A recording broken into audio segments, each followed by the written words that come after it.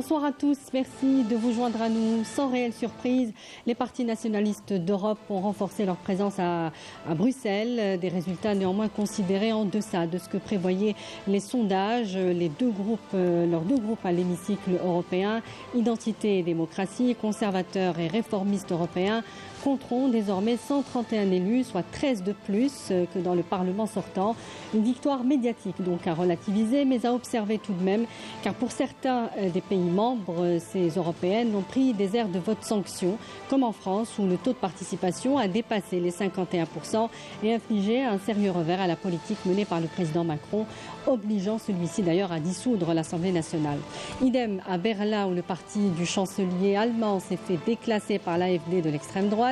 En Italie, la poussée de Fratelli d'Italia a en revanche été vue comme un référendum de popularité pour la chef du gouvernement, Giorgia Meloni. Quels seront donc le poids et les conséquences de cet élan des politiques d'extrême droite en Europe?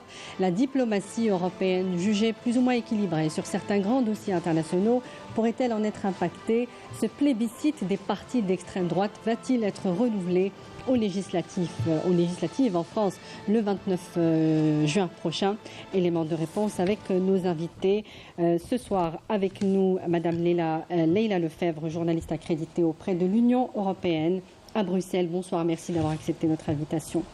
Mohamed Halfaoui, vous êtes journaliste spécialiste des questions internationales. Bonsoir, Monsieur Halfaoui. Merci d'être avec nous. Halfaoui. Monsieur Badis Nissa est avec nous via Skype et vous êtes expert en relations internationales. Bonsoir, merci d'être avec nous. Bonsoir, merci. Également avec nous dans ce débat, Monsieur Christophe Oberlin, chirurgien des hôpitaux et professeur à la faculté Denis Diderot à Paris. Bonsoir à vous également. Alors, je vais commencer avec vous, Madame Leila Lefebvre. Le grand vainqueur de ces européennes est sans conteste le taux de participation. En France, elle a fait un bond d'1,4 point de plus par rapport à 2019. Pour quelles raisons ce scrutin des européennes particulièrement passionne justement les Européens selon vous? Mais en fait, pour dire les choses telles qu'elles sont, les élections européennes n'ont jamais passionné personne. Peut-être par rapport à ce côté-ci de la Méditerranée, on a vu pour la première fois la France, en l'occurrence, donner une importance extraordinaire à ces élections. Pourquoi? Parce que, comme vous le savez, M. Macron, lors de son premier mandat et le second, a voulu vraiment miser pour l'Europe, à telle enseigne d'ailleurs qu'il va rebaptiser son parti, La République en marche, en Renaissance, en empruntant le nom officiel d'un grand groupe centriste au Parlement européen. La France, les grands pays en général, membres de l'Union européenne, n'ont jamais vraiment considéré ni donné de l'importance à ces élections européennes, en sachant que malheureusement, le Parlement européen, au jour d'aujourd'hui, il n'a pas vraiment beaucoup de poids par rapport aux deux autres grandes institutions de l'Union européenne, en l'occurrence la Commission européenne et le Conseil de l'Union européenne. Ahmed Halfaoui, la droite reste tout de même la première force politique en Europe. Le Parti populaire européen conforte lui aussi son assise à Bruxelles avec 185 élus. Mais selon des spécialistes, les conservateurs accompagneraient justement cette poussée de l'extrême droite et certains partis de droite en Allemagne et même en Espagne ayant repris des slogans de l'extrême droite. Pour quelles raisons, selon vous, les discours nationalistes ont autant les faveurs d'ailleurs des partis politiques de droite? Enfin, ce que ne disent pas, ce qui n'apparaît pas dans la domination absolue des médias entre les mains des banquiers, des financiers, etc., sur les politiques menées par les pouvoirs qui se succèdent depuis au moins 10 ans en France, par exemple, depuis Sarkozy, que tous ces gouvernements sont affiliés au programme du traité de Lisbonne, c'est-à-dire au programme de la finance internationale qui domine, et atlantiste en général, c'est-à-dire tout ce qui peut se passer au niveau électoral, tout compte pour du beurre, tu vois. C'est-à-dire, sur le plan, en fait, ça a un impact sur les politiques gouvernementales. Même François Hollande, le très socialiste président qui se met vraiment au service de la finance internationale et qui a balayé d'un revers de main tous ces engagements vis-à-vis de son électorat. Ça a poussé les gens, ça a poussé les électeurs soit vers une résignation que rien ne va changer, soit vers l'extrême droite. Et c'est ce qui a fait, vu que le socialisme, c'est-à-dire en tant que concept, que la gauche en tant que concept a failli, l'extrême droite... Et pareil pour la droite aussi. Et la droite, n'en parlons pas. C'est-à-dire qui s'est fascisé quelque part. C'est-à-dire qui cherche... D'ailleurs, les dernières positions de Ciotti n'étant de personne. C'est-à-dire le rapprochement, direct avec... En fait, c'est un personnel politique qui cherche à sauver sa peau. C'est-à-dire à sauver sa carrière. Parce que les politiques, quand il n'y a pas un mouvement populaire derrière qui porte comme en 89, en 1789, ou comme en 1871, ou comme en 1848 et tout, qui porte, qui engage et qui portent des idéaux, ces gens-là, en fait, c'est des personnels qui sont prêts à se vendre à n'importe qui, tu vois. Et c'est pour ça qu'on voit un Jacques Lang ou un François Hollande se vendre carrément. Et c'est ça qui fait que l'extrême droite grimpe. Surtout dans un pays... Donc vous reliez ça à ces lobbies, finalement, financiers Oui. Non, les lobbies financiers, Macron, il sort d'où? C'est François Hollande qui l'a ramené pour appliquer le traité de Lisbonne, qui interdit au gouvernement européen de recourir à leur banque centrale. C'est-à-dire qui oblige les gouvernements à recourir aux banques privées. C'est terrible, ça. Et puis, il y a eu... Macron devient président par un miracle médiatique, c'est-à-dire une fabrication médiatique, un météore qui se prend pour Jupiter à un moment. Et puis il arrive, il est là, et puis même avec 25% des voix et tout. Et c'est ça qui pousse les gens soit vers l'abstention massive. Donc ce sont des votes extrêmes, soit l'abstention, soit le vote pour l'extrême droite. Bon, il y a toujours une gauche qui est hétéroclite qui essaye de se constituer. Oui. On va parler de la gauche. On va parler de la gauche. Autour de Mélenchon, bon. On va en parler justement. Mais ce qui explique la montée de l'extrême droite, c'est la faillite de ce qu'on appelle la droite, entre guillemets, qui n'est plus rien qu'un conglomérat de personnalités qui crée des sigles un peu partout, qui s'appellent les Républicains ou je ne sais pas quoi.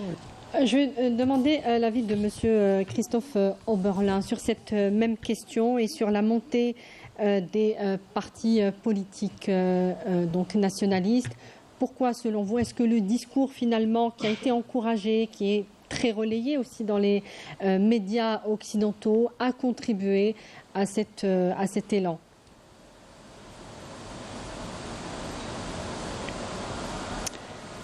Alors, il semble que nous ayons un petit souci pour le son. On va passer à M. Khnissa en attendant de faire les réglages qu'il faut. M. Badis Khnissa, est-ce que vous nous entendez? Très bien, 5 sur 5. Très bien, donc je vous repose cette même question sur cette poussée donc, des partis politiques d'extrême droite. La raison principale selon vous, M.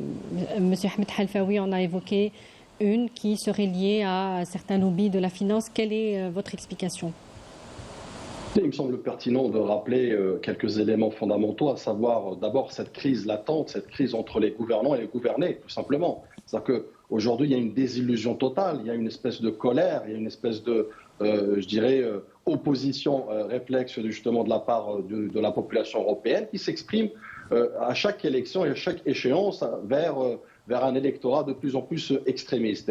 Et bien évidemment, il y a cet aspect aussi, et vous l'avez rappelé tout à l'heure à juste titre, les médias de masse notamment, et je prends l'exemple de la France, qui ne fait pas exception, où j'évoquerai même une ascension, l'essor ou la progression significative de l'extrême droite, une progression préméditée par ces médias de masse qui ont quelque part faussé les débats, faussé les enjeux, mais surtout aussi fait converger effectivement sur la vision d'un parti dit d'extrême droite qui est devenu très comptable du jour au lendemain. Donc en lui donnant ces titres de valeurs républicaines, il devient fréquentable et par voie de conséquence, la population déçue dans sa globalité, avec cette rupture avec les gouvernants, tente de voir, d'apercevoir en ce type de parti politique une espèce d'alternative ou d'alternance, ou notamment de nouveaux modèles de gouvernance qui permettraient, pourquoi pas, le salut de l'Europe en général, mais le salut de la France à travers, pourquoi pas, l'accession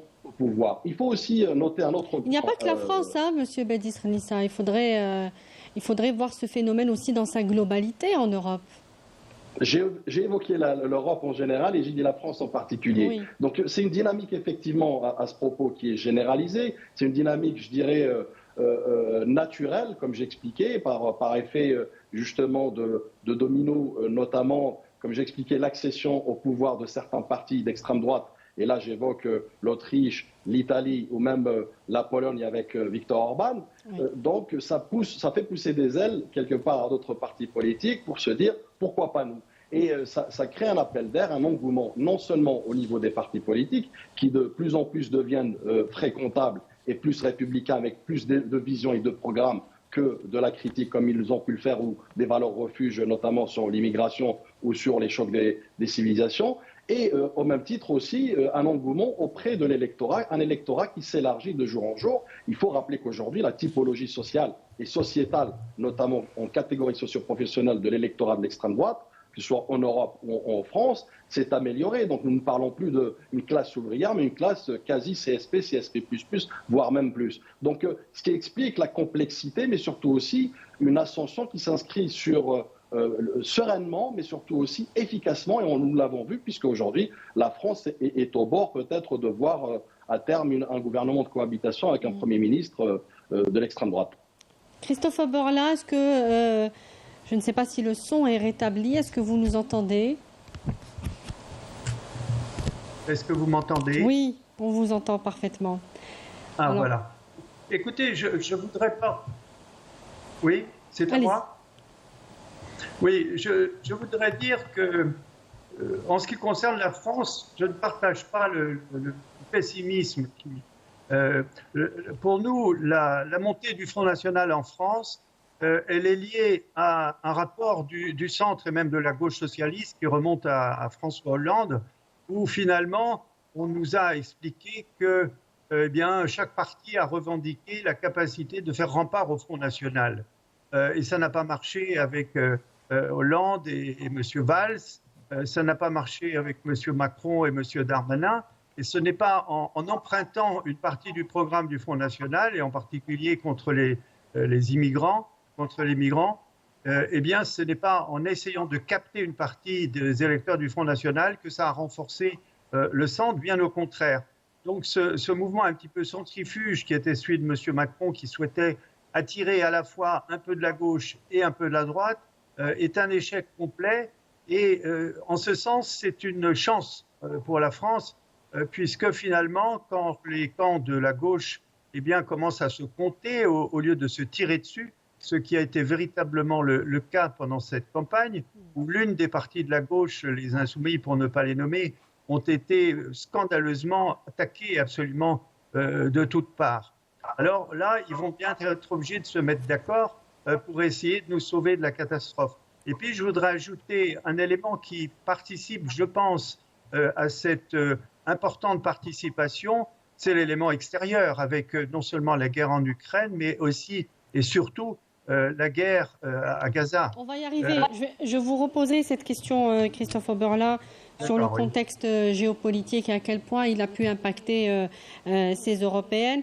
Mais je voudrais juste votre avis aussi sur qui vote aujourd'hui l'extrême droite, notamment en France, puisque vous y êtes. Est-ce que ce sont les jeunes? Est-ce que ce sont les moins jeunes de 35 et plus qui aujourd'hui, on rappelle qu'il y avait une époque où voter à l'époque Front National était qualifié de vote honteux. Écoutez, je ne crois pas que les plus jeunes votent pour le Front National. Je crois que les classes moyennes et surtout les classes exclues, Monsieur Macron s'est vanté pendant longtemps d'avoir fait baisser par exemple le taux de chômage, d'avoir fait un miracle économique. On s'aperçoit aujourd'hui que tout est faux et que finalement ces chômeurs qui ont disparu, eh bien ils ont sans doute disparu des inscriptions au chômage. Donc il existe actuellement une augmentation de la pauvreté qui touche les classes les plus défavorisées et je pense que cette dérive vers le Front National est quelque chose de réversible à condition qu'on prenne en charge ces populations. Et puis, il y a aussi l'islamophobie, il faut bien l'appeler telle qu'elle est. Nous avons un exemple absolument dramatique au Proche-Orient avec une véritable guerre contre les musulmans. Et en France, eh bien, cette guerre, elle est importée, et pas seulement par ceux qui soutiennent les Palestiniens, mais aussi et surtout par ceux qui soutiennent Israël. Et il est tout à fait surprenant que ces partis d'extrême droite classiquement antisémites eh bien, soutiennent Israël parce que finalement leur islamophobie submerge d'une certaine façon leur antisémitisme. Donc il y a un véritable problème d'éducation et ce problème d'éducation il commence tout en haut. Nous avons observé depuis maintenant des années un torrent d'insultes islamophobes non sanctionnées.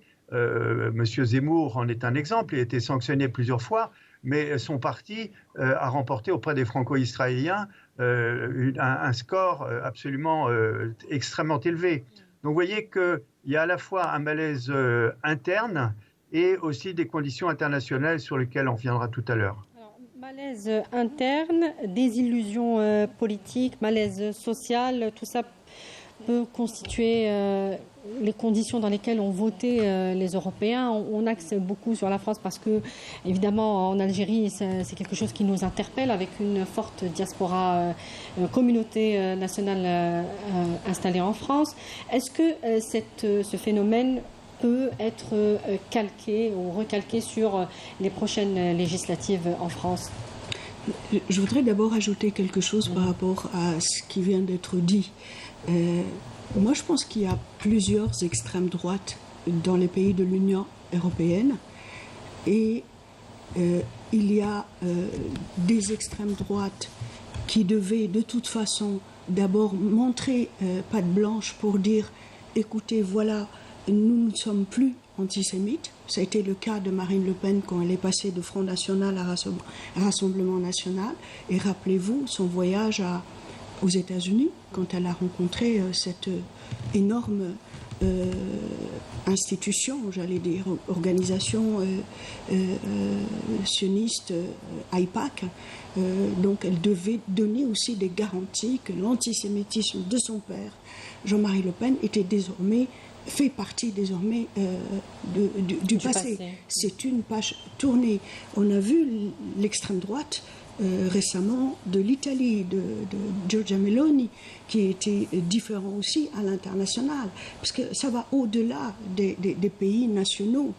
Les raisons, c'est vrai, il y a des raisons sociales, il y a des raisons de migrants, il y a des raisons financières, toutes les crises financières, économiques par lesquelles pratiquement tous les pays de l'Union européenne sont passés depuis 2008.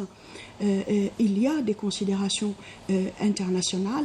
Et donc, la mode, si vous voulez, aujourd'hui, c'est de montrer patte blanche. On n'est plus antisémite, mais on peut être islamophobe, si vous voulez. La mode, aujourd'hui, en France, en Italie, partout dans l'Europe occidentale, surtout, c'est bien. Ça fait bien de dire qu'on est islamophobe, mais ça fait vraiment pas très bien si on est antisémite. D'une part. D'autre part, oui, vous avez dit la communauté diasporique algérienne, notamment en France, hein, c'est là où elle est en force. D'ailleurs, une bonne partie est française. J'espère qu'elle a voté. Et si elle n'a pas voté aux européennes, moi je l'appelle, mais vraiment de tous mes voeux, d'aller voter aux législatives pour peser, justement. En parlant de la diaspora, ce qui est paradoxal aussi, c'est le président actuel du RN, hein, du Rassemblement national, qui est Jordan Bardella, qui, il n'y a pas très longtemps, il a pas avoué, mais il parle sans embâche, sans aucun problème de ses origines italiennes, mais il omet d'indiquer que son arrière-grand-père était d'origine algérienne. C'est vrai qu'il y a aussi, il faut le dire, il y a des électeurs, il y a des élus d'origine algérienne qui votent pour l'extrême. Donc le phénomène pourrait se recalquer aussi sur ces législatives et il faudra Ça dépend de la force. Ça dépend de la force que M. Macron va mettre cette fois-ci pour essayer de relever les choses. Mais à mon avis, c'est trop tard. C'est trop tard pour les centristes français. On ne va peut-être pas nous retrouver dans la même situation que les résultats des élections européennes, mais on ne sera pas très loin. Ils vont devoir composer avec les coalitions, comme ils ont commencé à le faire au niveau de la gauche radicale et la gauche traditionnelle, et puis de l'autre côté, chez l'extrême droite. Je voulais dire simplement, si on devait discuter dans cette émission du Parlement européen, il faut savoir que les résultats de qu'il est vrai, donc qu'il y a cette montée de l'extrême droite pratiquement dans tous les pays de l'Union européenne, et elle ne date pas de ces élections, mais des précédentes. Oui. Mais il faut connaître aussi le système au niveau des groupes qui vont être formés au Parlement européen. Et à mon sens, malheureusement pour les extrêmes droites, les choses ne vont pas vraiment bouger. C'est-à-dire le grand groupe numéro 1 au Parlement européen, et il restera toujours le PPE, c'est-à-dire la droite traditionnelle. Toujours, on ne peut pas faire de prévision aussi loin. Toujours, c'est très loin. On ne sait pas, d'autant que l'extrême droite n'est pas loin. Tout à fait loin derrière. On le sait puisque nous connaissons les résultats. Aujourd'hui, mais toujours non. Non, je parle de la prochaine législature qui va commencer au mois de septembre, évidemment, à la fin de l'actuelle. Donc, le premier grand groupe va rester la droite traditionnelle. Le deuxième grand groupe, ça sera les roses, donc les démocrates et les socialistes. Et en troisième position, peut-être, l'extrême droite prendra à la place des centristes, puisque Renew ou Renaissance sont en ce moment en troisième place comme groupe européen. Monsieur Halfaoui, sur la question, on va revenir évidemment sur les alliances qui peuvent être faites au niveau du Parlement européen, mais on parlait aussi de ces législatives en France, mais pas qu'en France. Est-ce que ces résultats au Parlement européen peuvent être calqués sur des résultats ou des rendez-vous électoraux nationaux? En France, on connaît la date, c'est le 29 juin, mais aussi ailleurs. En fait, il y a eu un électrochoc, c'est-à-dire le score du RN, j'ai dit FN, bon, du RN, sachant que derrière il y a la reconquête de Zemmour, etc. Ça a créé un autre. Mais en fait, c'est une dynamique qui est née il y a plusieurs années de ça, c'est-à-dire il y a une dizaine, quinzaine d'années, où il y a une volonté des pouvoirs, des hommes de pouvoir en Europe, en France, d'isoler un front le Front social. C'est-à-dire qu'il se prépare un affrontement. C'est-à-dire qu'en appliquant, je reviens toujours au traité de Maastricht, au traité de Lisbonne plutôt, que les gens semblent, je vous le mettre sous le boisseau, on n'en parle pas, les mesures antisociales, la marginalisation des populations vulnérables, la fermeture des postes, des petits bureaux de poste dans les campagnes, des écoles, etc. C'est-à-dire que une agression délibérée contre les services sociaux qui va créer certainement un mécontentement. On a vu des flambées de violence, Oui. pas longtemps. Bon, heureusement pour les pouvoirs en place, malheureusement pour l'humanité, c'est qu'il n'y a plus de direction révolutionnaire. Si on était en 1789, en 1871, on aurait eu quand même autre chose comme réponse, c'est-à-dire comme riposte. Mais là, on assiste à un rouleau compresseur qui va balayer toutes les résistances. Et dans ces calculs, dans le calcul des affrontements qui se préparent, isoler les communautés émigrés, immigrés, tout ce qu'on veut, on les appelle comme on veut, ça sert à quelque chose, c'est-à-dire ça sert à diviser le front social comme les plus touchés. Ça va être les populations immigrées. C'est elles qui sont les plus, on les appelle les quartiers, on les appelle tout ce qu'on Oui, veut. oui. C'est-à-dire, Mais stigmatisées, en elles fait. constituent Une stigmatisation de quelques- ces populations. je dis pas quelques millions, et puis les plus violentes, c'est-à-dire qu'on les a vues quand elles débarquent sur Paris, etc.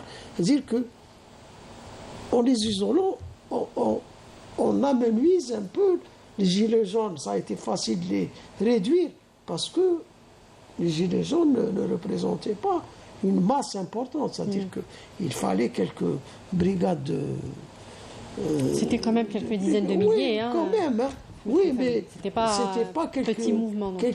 mais en termes de radicalité, parce que la radicalité naît de la radicalité aussi de l'exclusion. C'est-à-dire, plus Oui. l'exclusion radicale, plus... C'est-à-dire que focaliser sur les minorités, enfin minorités importantes quand même, ça permet de... C'est pour ça que je pense que les statistiques et les chiffres ne donneront jamais la réalité de l'avenir, c'est-à-dire de ce qui va se produire plus tard. Donc on ne sait pas encore ce On qui ne sait pas, pourrait on ne se sait pas produire lors les de ces débouchés. prochaines législatives. C'est-à-dire, il peut se passer n'importe quoi au niveau des élections. Le FN peut obtenir une majorité relative en France. Parce que la France est quand même un pays important. Oui. C'est L'un des symbolique. pays les plus importants. C'est-à-dire symbolique au niveau européen. Et il pourrait marquer une tendance, lui Il aussi. pourrait C'est-à-dire que marquer, si l'extrême droite marque une poussée Et en France, en termes ça pourrait entraîner Voilà. les autres pays membres. On va Voilà. passer à Monsieur Christophe Orbela. Jusque-là, Oberlin, pardon. Jusque-là, les extrêmes droites étaient divisées en deux groupes politiques, Identité démocratie, conservateurs et réformistes européens. Et un rapprochement entre les deux reste très incertain. Après ces européennes, ces deux groupes cherchent à créer une majorité qui unissent les forces de droite pour renvoyer en définitive la gauche dans l'opposition. L'actuelle présidente de la Commission européenne, candidate à sa propre réélection et chef de file du PPE, Ursula von der Leyen, n'exclut pas de s'allier avec Fratelli d'Italia, par exemple, de Giorgia Meloni. Un Parlement européen dominé par l'extrême droite, ça donnerait quoi, selon vous, Christophe Oberlin? Écoutez, moi, je ne suis pas un politologue et je m'intéresse à ce Comment qui vous le m'apparaît voyez, hein, positif, vous-même? oui, je le vois. Si vous voulez, en France, le coup de tonnerre n'a pas été le jour des élections où finalement les scores étaient attendus concernant à peu près tous les partis, à l'exception peut-être de la France insoumise, mais on savait que les sondages vraisemblablement leur donnaient 2 points de moins et ça a été plus la différence. Voilà. Donc finalement, le paysage politique reste à peu près le même. Et pour nous, le coup de tonnerre, évidemment, ça a été la décision dissoudre, d'appeler à des élections parlementaires. Et là, à ce moment-là, tout change. C'est-à-dire que finalement, lorsque chaque parti, depuis plus d'une quinzaine d'années, eh bien, se targuait de la capacité de faire rempart au Front National, eh bien, ils ont fini par se rendre compte, et c'est un peu tard, eh bien, qu'en s'associant, eh bien, ils pouvaient éviter la catastrophe. Et là, dès aujourd'hui, ces élections européennes sont derrière nous, et dès aujourd'hui se prépare la bataille qui va se dérouler dans quelques semaines, et avec un élan, ça a été rappelé par un de vos intervenants, avec un souffle. Il y a eu déjà une proportion importante d'électeurs, un petit peu inhabituelle, c'est un aspect positif, mais on peut penser qu'il y a encore 45% d'abstentionnistes et que pour ces élections parlementaires, eh bien là, il s'agira véritablement de jouer notre avenir. Donc, il n'est pas exclu que du côté français, eh bien, on aboutisse à un signe finalement que nous avons atteint le fond de la piscine, nous avons donné un coup de pied au fond, et peut-être qu'un certain nombre de pays suivront, et ça s'est déjà produit d'ailleurs du côté de l'Espagne. Donc je crois qu'il y a quand même un espoir de sortir de cette chute progressive. Le Front National n'a pas progressé, ça a été dit aussi par vos intervenants, n'a pas progressé de façon significative depuis un certain nombre d'années, et on espère que la gauche va se ressaisir. Et donc c'est plus une victoire médiatique, hein. Ça a été extrêmement relayé dans les médias avec un show-off assez important, et c'est pour ça qu'aujourd'hui on croit que ces européennes ont été largement dominées par les partis d'extrême droite. Badis Renissa, je voudrais aussi votre avis sur la question. Si ces alliances de l'extrême droite devaient se matérialiser, qu'est-ce que ça donnerait, un Parlement dominé par ces partis-là?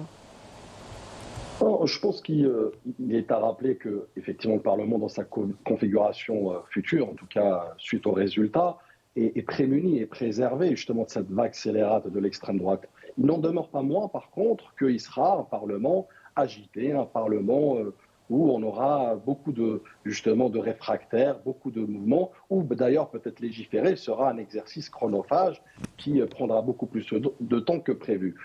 Aussi, sur l'aspect des divergences, faut-il rappeler que initialement et de base, l'Union européenne a des divergences parfois idéologiques sur certains thèmes, notamment sur l'immigration, sur l'autonomie stratégique, notamment par rapport à cette sécurité alimentaire et sécurité énergétique que nous avons pu déceler à la suite justement du conflit ukrainien, mais pas que aussi à la suite de la crise économique.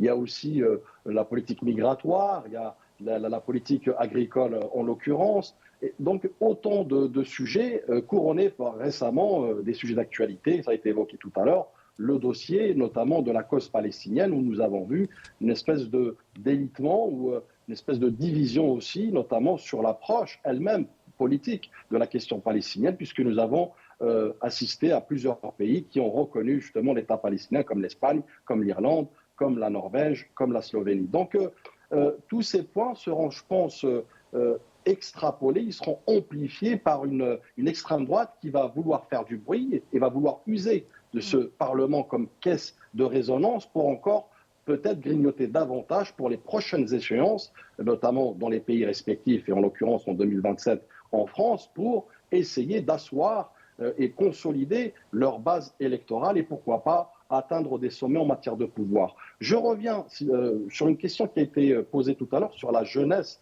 notamment qui vote pour l'extrême droite. Oui. Permettez-moi peut-être de corriger un point. Il faut revenir aux chiffres des résultats, en l'occurrence en France, mais même c'est une dynamique européenne. En France, le quart de l'électorat de Jordan Bardella, notamment de l'extrême droite du Rassemblement national, ce sont des jeunes de 18 à 24 ans, c'est-à-dire plus 11% par rapport à 2019. Il faut revenir aussi à la genèse, suite à la refondation de ce qu'on appelait avant le Front National, qui est devenu le Rassemblement National, à qui on a donné encore une fois des titres de noblesse et de valeurs républicaines. Et d'ailleurs, ça a été aussi même réconforté par un certain Nicolas Sarkozy il n'y a pas longtemps, qui a donné une espèce d'aura et surtout de légitimité à ce parti. Donc cette jeunesse aussi aujourd'hui est illustrée et représentée aussi par un certain Jordan Bardella. Ce n'est pas un hasard que Marine Le Pen lui a donné les clés du parti, l'a nommé comme son poulain, puisqu'elle le voit déjà à Matignon, donc comme chef de gouvernement. Donc vous voyez, ce n'est pas un hasard aussi que plus de 1 million, vous me direz c'est un peu juste en matière d'indicateurs, mais pour moi c'est une sémantique, plus d'1 million de followers sur TikTok pour Jordan Bardella, que des jeunes qui le suivent. Donc elle est là la réalité. Donc ils ont été dans une espèce de approche innovante, y compris par rapport à la jeunesse, puisqu'ils savent que la jeunesse aujourd'hui est soucieuse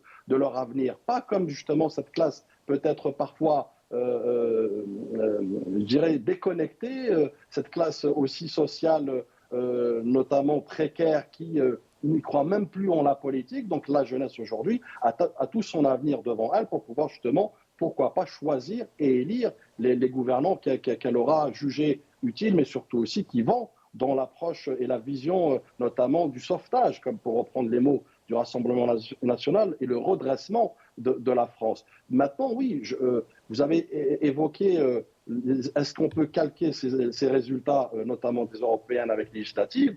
Moi, il me semble pertinent de rappeler que ce n'est pas la même dynamique, certes, puisqu'on parle de législatives, qui plus est aujourd'hui législatives en France, chose très importante, ont un goût d'un deuxième tour d'élection présidentielle. C'est-à-dire qu'aujourd'hui, les Français sont en train de vouloir voter pour choisir leur prochain gouvernement. Ce n'est plus la même donne. Donc c'est pourquoi il y a cet attachement aujourd'hui qui s'est illustré et matérialisé par, je qualifierais même plus d'alliance, mais plutôt de coalition, puisque tout le monde va en guerre contre justement l'accession au pouvoir du Rassemblement national et arriver à ce gouvernement de cohabitation. Et ce qui explique pourquoi, et là aussi peut-être c'est symptomatique de la classe politique et de la crise politique régnante, tant sur l'Europe, mais aussi en France en particulier, où on a ces deux France qui s'opposent. La France a été scindée en deux blocs. Et d'ailleurs, même la classe politique qui est censée être représentative et être exemplaire, notamment en ces temps d'épreuve, a su démontrer qu'elle était aussi divisée, puisque nous avons aujourd'hui un front, ce qu'on appelle le front républicain, qui est appelé par cette droite et notamment le parti Renaissance présidentiel, et vous avez le front populaire qui est incarné par cette gauche beaucoup plus élargie aujourd'hui, puisqu'ils sont arrivés à un accord. Donc vous voyez déjà que même pour constituer un front, un rempart contre cette vague scélérate, notamment du Rassemblement national, même la classe politique n'y arrive pas. Donc c'est pourquoi je pense, et je reviens sur le premier parti de la France, qui est le parti de l'abstention. Donc cette abstention fait mal, et c'est pourquoi d'ailleurs le Rassemblement national s'alimente, tire sa force de cette abstention, de cette brèche béante dans laquelle il s'est engouffré depuis quelques années, en grignotant bien évidemment avec des discours clivants, avec notamment des valeurs refuges, comme j'expliquais, des programmes refuges, à savoir l'immigration, mais pas que. Le concept, le principe des chocs des civilisations, des chocs des cultures, des chocs des religions, même ce concept tant cher au Rassemblement national, mais pas que, même aux médias de masse français, à savoir le grand remplacement, qui est devenu pour eux une réalité, qui est devenu pour eux illustré par ce migrant à qui on souhaiterait endosser tous les maux de la France. Eh bien, par rapport, Madame Lefebvre, par rapport au Parlement européen, on a parlé de ces élections et à quel point elles ont été impactées aussi par la géopolitique mondiale et particulièrement pour l'Europe, le conflit en Ukraine et Gaza, évidemment, le génocide de Gaza. À quel point ce contexte a marqué, selon vous, ces élections ? Je vais vous répondre à votre question, mais permettez-moi de répondre à la question principale qui est en relation avec votre sujet central et crucial à mes yeux, qui est celui, vous avez posé la question de savoir si les deux petits groupes de l'extrême droite qui existent en ce moment au Parlement européen, s'ils venaient à coaliser, qu'est-ce qui se passerait? Je vais vous dire. Je vous le disais tout à l'heure, il faut savoir que le premier groupe de tout temps, je suis accréditée auprès de l'Union européenne depuis 30 ans. Je suis quasiment née à l'intérieur du Parlement européen. Donc c'est vous dire si je ne connais pas comment bougent ces groupes, comment se forment et se déforment. Excusez-moi, nous allons faire une petite... Alors, Madame Leïla Lefebvre, on reprend avec vous sur cette question d'alliance des partis d'extrême droite au Parlement européen. Est-ce que cela peut constituer une force, une réelle force politique à l'intérieur du Parlement européen? En fait, c'est si les deux petits groupes de l'extrême droite arrivent à trouver un terrain d'entente et se coalisent, il se pourrait qu'ils prennent la place de Renew aujourd'hui, des centristes, les Renaissance. Et Renaissance va dégringoler, je ne sais pas à quelle place, parce qu'en ce moment, c'est le groupe des Verts qui est en 4e position, en 5e position, ce qu'on appelle la gauche unie, c'est-à-dire toute la gauche radicale européenne. Donc, il y a cette condition qui doit être remplie, et à mon avis, oui, vous aviez lié ça tout à l'heure à Madame von der Leyen. Ursula von der Leyen, à ma connaissance, ça n'a jamais eu rien à voir avec les extrêmes droites, que ce soit en Allemagne ou ailleurs. Mais elle cherche une coalition, une alliance. Elle n'a rien à chercher. Elle est la patronne, elle est le chef de l'exécutif de l'Union européenne. Mais elle est la chef de file du PPE. Pas du tout. Non, pas du tout. Von der Leyen, elle est la présidente de la Commission européenne, c'est-à-dire de l'exécutif de l'Union européenne. Elle ne s'est pas présentée aux élections, elle n'a absolument rien à voir. Elle espère, elle rêve, elle souhaite avoir un deuxième mandat à la tête de la Commission européenne, et justement, elle va proposer sa candidature au nouveau Parlement européen qui sera constitué dès septembre prochain. Et là, à mon avis, j'ai beaucoup de doutes parce que, comme vous le savez, elle traîne beaucoup de casseroles, elle traîne beaucoup de dossiers de corruption liés surtout à son mari.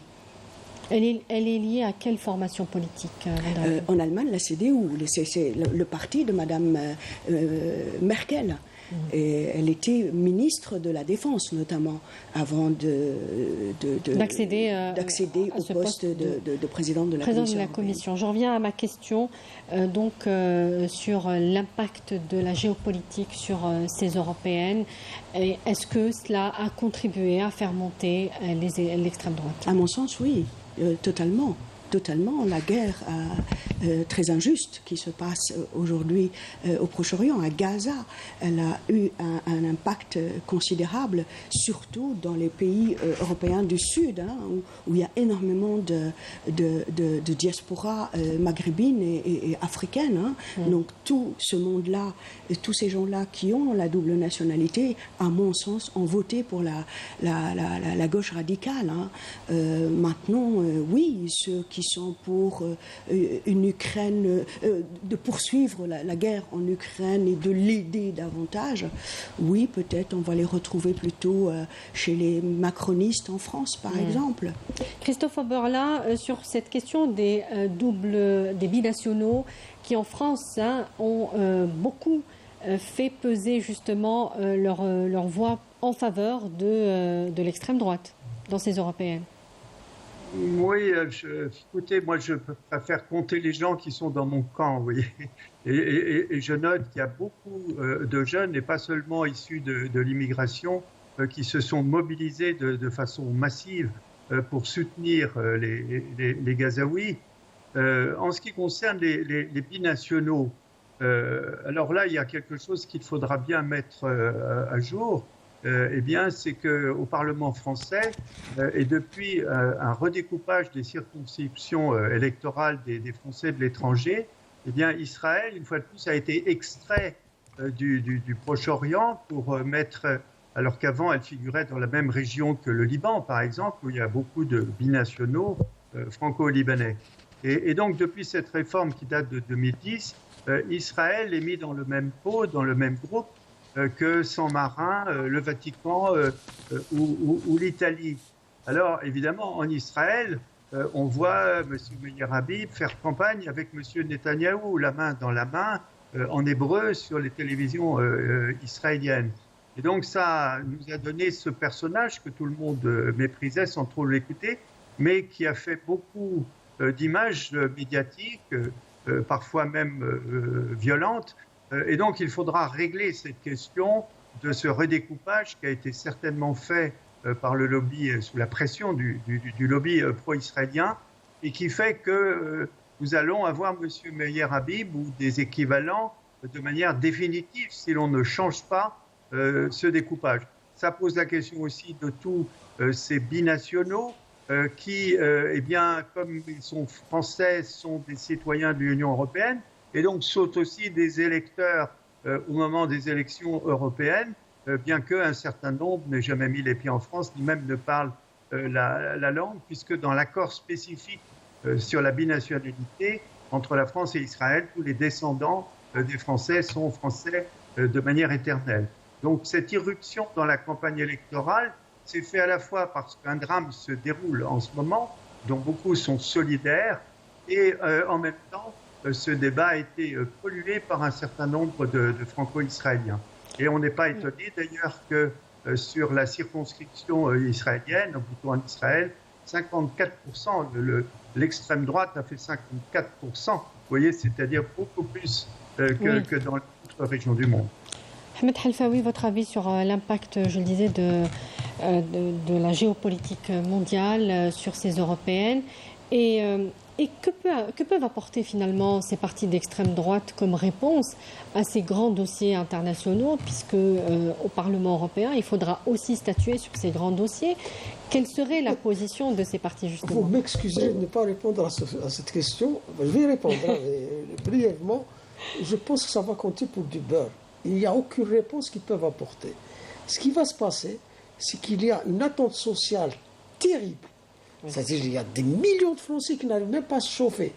D'Européens, je ne sais pas, j'ai pas les Encore une statistiques. fois, oui, on ne parle pas que de la France. Hein. Qui n'arrivent même pas à se chauffer en hiver. C'est-à-dire qu'il y a une politique d'austérisation terrible qu'il faut que ces partis, quel que soit le parti qui va arriver au pouvoir demain, il faut qu'ils répondent aux attentes.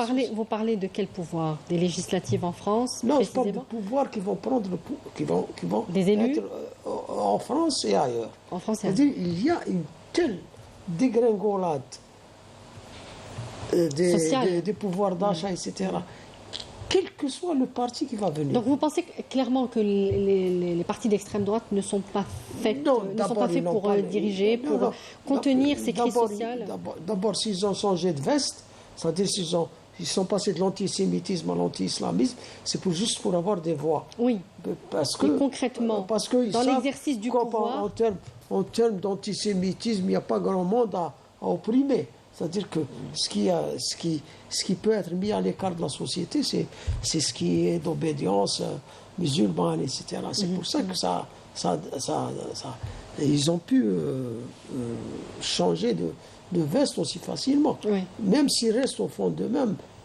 Antisémites. Mais en fait, leur théorie ne reposera plus que sur est-ce que demain, peuvent-ils affronter la finance internationale? Peuvent-ils, par exemple, rompre avec l'Union européenne? Ce qu'ils revendiquaient, en tout cas pour le Parti français. Je doute. Je me rappelle que la femme de François Mitterrand nous racontait une discussion qu'elle avait avec son mari. Elle disait, j'ai dit, maintenant François que tu es au pouvoir, vas-tu appliquer toutes les belles idées que tu avais, etc. Elle écoute, j'ai gagné le pouvoir, mais j'ai gagné des élections, mais pas le pouvoir. Je ne peux rien contre la finance internationale, contre les lobbies, etc., etc. C'est une réponse qui est écrite. Hein, c'est connu. Une fois qu'ils seront au pouvoir, si jamais ils y arrivent, hein, je ne sais pas. Parce que je pense que le calcul macronien... peut-être faussé par les résultats. Non, rejoint un peu le calcul chiracien. C'est-à-dire, demain...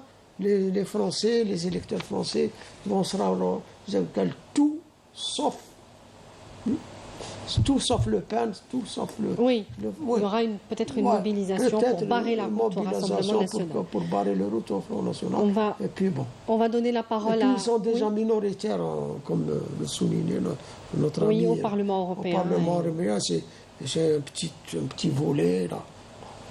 Très bien. Monsieur Badis Renissa, je vous donne la parole sur cette question. Vous en avez parlé tout à l'heure d'ailleurs, de l'impact de la géopolitique et de ce que finalement peuvent proposer ces partis d'extrême droite sur la politique étrangère européenne. Est-ce qu'elle peut changer de manière significative, même si pour les politiques migratoires, par exemple, on a vu des mesures assez radicales qui ont déjà été prises depuis de longues années. Qu'est-ce que pourraient offrir ces partis d'extrême droite ou changer radicalement justement dans les positions européennes aujourd'hui? Alors, je vais répondre en deux temps. La première, c'est revenir un peu sur ce qui a été dit, apporter peut-être un éclairage très rapidement. Alors, attention, le Rassemblement national et l'extrême droite, dans sa globalité, a changé de logiciel, y compris le logiciel effectivement antisémite, négationniste et autres. Aujourd'hui, il est plus orienté vers l'islamophobie. Mais au-delà de cela, pour devenir très comptable, ce que j'ai évoqué tout à l'heure, c'est que ces partis-là ont pris un peu de la graine et ont appris de leurs erreurs. Attention, donc il ne faut pas sous-estimer aujourd'hui l'extrême droite en matière de modèle de gouvernance. Je me l'explique. Je prends un exemple très concret qui est en Italie. Meloni accède au pouvoir, donc elle est Premier ministre, chef de gouvernement. Qu'est-ce qu'elle commence par faire? Exactement le contraire du programme d'un parti extrémiste, à savoir la régularisation de plus de 400 000 migrants pour justement répondre à des métiers de tension, notamment en Italie. Et donc pour gagner en main-d'œuvre et donc, je dirais, doper l'économie italienne. Vous avez d'autres exemples. Peut-être le contre-exemple, mais il reste minoré et très timoré, à savoir Viktor Orban en Pologne. Mais hormis ces exemples-là, donc vous comprenez qu'effectivement aujourd'hui, le Rassemblement national est prêt à gouverner. Pourquoi? Pour la bonne et simple raison aussi qu'il a extrapolé, il a transposé, voire même parfois il a dupliqué la politique de droite dans le sens large. Et d'ailleurs, c'est pourquoi l'électorat de droite parfois s'y trompe, parfois se perd justement dans les programmes, puisqu'il y a beaucoup de similarités, de similitudes. Donc, en partant de là, c'est-à-dire que voir demain un Premier ministre issu de l'extrême droite avec un gouvernement de cohabitation pourrait permettre effectivement à avoir des enjeux, mais à avoir aussi des leviers, notamment politiques, puisqu'ils vont devoir cohabiter, ils vont devoir aussi légiférer et gouverner ensemble. Donc, très important, et je fermerai la parenthèse là-dessus. Oui. Pour revenir sur la politique internationale, notamment... Badis, il nous reste moins d'une minute. Très rapidement. Donc, dans l'ADN elle-même de l'extrême droite, c'est des partis isolationnistes. Donc, je rappelle qu'ils ne voient pas d'un bon œil, notamment l'Union européenne, le traité de Maastricht. Ils évoquent même la dissolution et la disparition de l'Union européenne. Sur la géopolitique, donc vous savez très bien que l'extrême droite est beaucoup plus de proximité avec la Russie, donc en opposition avec la tendance et la dynamique globale de l'Union européenne, notamment en matière de géopolitique. Oui. Sur la politique migratoire, là aussi, il y aura des dissonances, notamment puisque l'extrême droite voudra imposer son projet, notamment en matière de politique migratoire et de flux migratoires, y compris aussi pour ce que j'ai évoqué tout à l'heure sur la transition énergétique. Le pacte vert, par exemple, sera peut-être au point mort puisque l'extrême droite est de facto, je dirais, contre toute transition écologique et notamment en matière d'investissement et de financement. Donc, il me semble que nous aurons effectivement une géopolitique avec des plaques tectoniques qui ne cesseront de bouger au gré justement des alliances, au gré peut-être des alliances conjoncturelles, des alliances calculées qui permettront peut-être de sauver les meubles. Mais encore une fois, je reviens sur, peut-être pour conclure, en tout cas pour la France et à l'issue de ces législatives, pour moi l'épilogue il est très simple, c'est au mieux le chaos, au pire le Rassemblement national au pouvoir. Badis Renissa, je vous remercie. Je rappelle que vous êtes expert en relations internationales. Merci d'avoir été avec nous. Je remercie également Christophe Oberlin, chirurgien des hôpitaux et professeur à la faculté Denis Diderot à Paris. Merci à nos invités sur le plateau, Leïla Lefebvre, journaliste accréditée auprès de l'Union européenne à Bruxelles. Et merci Ahmed Halfaoui, journaliste spécialiste des questions internationales. Merci beaucoup d'avoir été avec nous. Merci à vous de nous avoir suivis. On se retrouve dès la semaine prochaine. Excellente suite des programmes. Au revoir.